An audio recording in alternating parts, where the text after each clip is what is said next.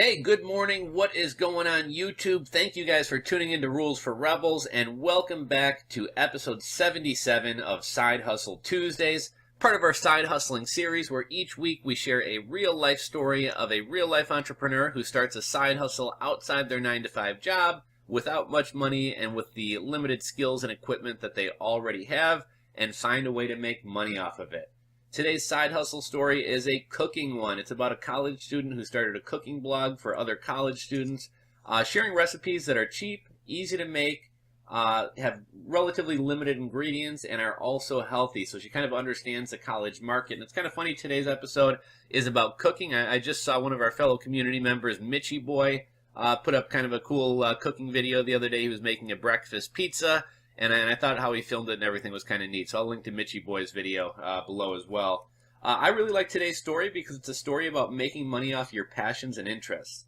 Today's side hustler, Chelsea, loves to cook. And even if she didn't have this business or make money from it, she would still be cooking as a hobby. This side hustle allows her to cook, pays for her ingredients, and also puts an extra $800 to $1,200 in her pocket every single month. This is the type of side hustle I'd really like to encourage everyone to get started with. Well, I know not everyone is looking to be an entrepreneur, and not everyone is looking to start a full-fledged business.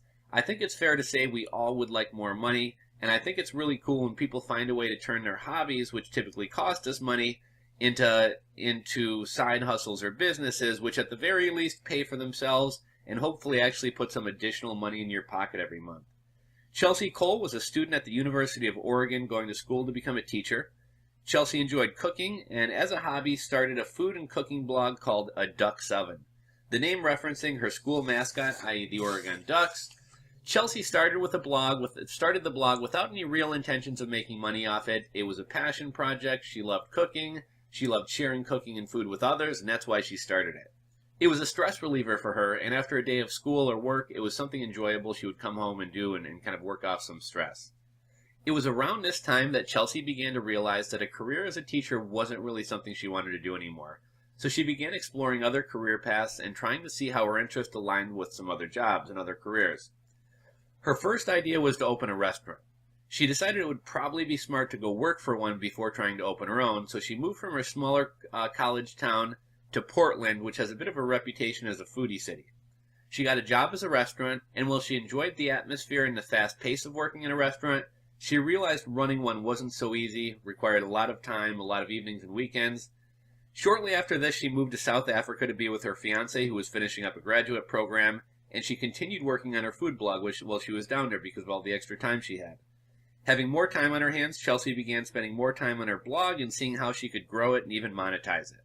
She realized most of her readers were her old classmates or other college students, so she decided to focus on catering more to their needs.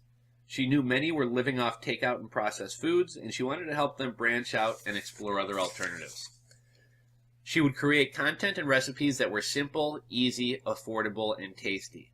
She continued blogging. The blog continued to grow. Eventually, she found some ways to monetize the blog through affiliate marketing, sponsored content, and also through doing some consulting with other food bloggers and vloggers.